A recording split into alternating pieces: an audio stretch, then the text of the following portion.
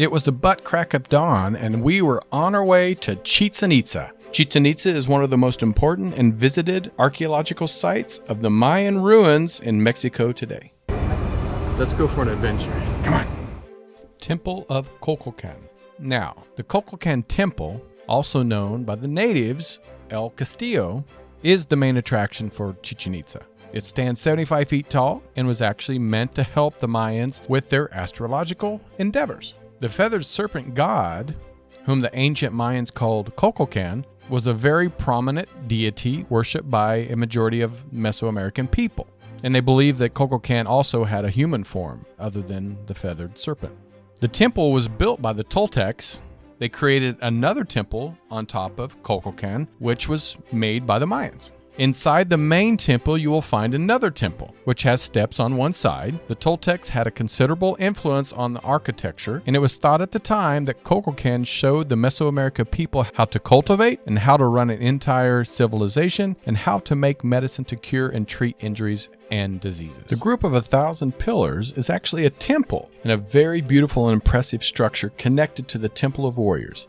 And that's how it gets its name, because it has a lot of columns, but actually there are only about 200 columns. It's actually remains of what probably supported a flat roof according to the Toltec custom. Some people think symbolize that inside the human being, along with the thousands of psychological defects that we carry, we also carry different aspects from warriors that help us fight the evil inside of us.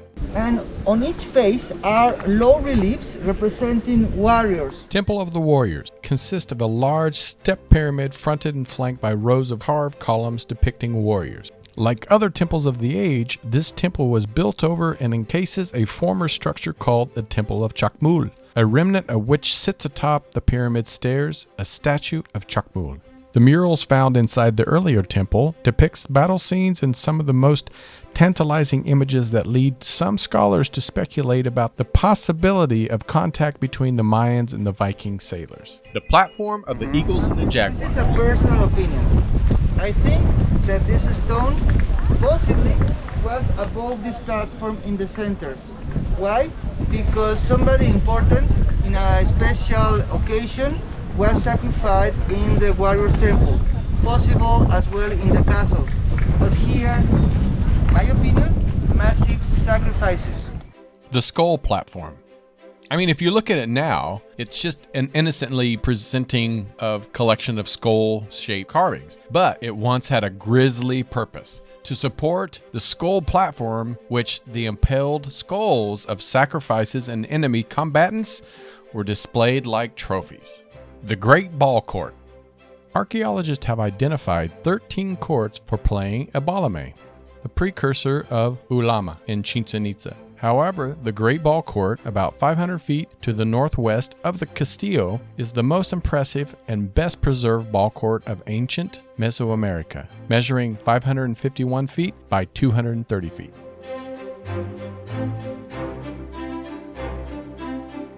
Having 7 players. Apparently 6 of them are on this surface and the 7th above here, always waiting to pass the ball only with the hip. The rings are 8 meters high, 24 feet, one on the east, another on the west, and apparently the ball is representing the sun, from the sunshine to the sunset. And at the end of the game, somebody is decapitated. Just underneath the ring, you see the ball, and the ball has inside a skull that has a symbol that is talking, has hair. So this is Akuch, the main god in the underworld. The parallel platforms flanking the main playing area are each 312 feet long, and the walls of these platforms stand 26 feet high. Set up in the center of each of these walls are rings through which the ball would pass, carved with intertwined feathered serpents. At the base of high interior walls are slanted benches with sculptured panels of teams of ball players. The Great Ball Court is flanked in each of the cardinal directions by small stone temples. As we were finishing the tour, we realized that there are plenty of other temples in the area that are actually older than the Temple of Kukulkan. And just a note, please bring plenty of water, sunscreen, a hat, light clothes, because it gets very hot and can be a little uncomfortable. but it's well worth it. Now off to the cenote.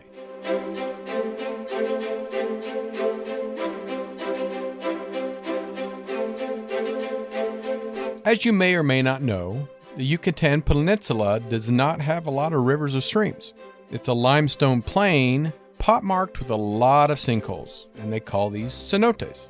One of the most impressive cenote is the sacred cenote, which unfortunately we didn't get to go to, but the sacred cenote was once a place of pilgrimage for ancient Mayans, according to the ethno-historic sources.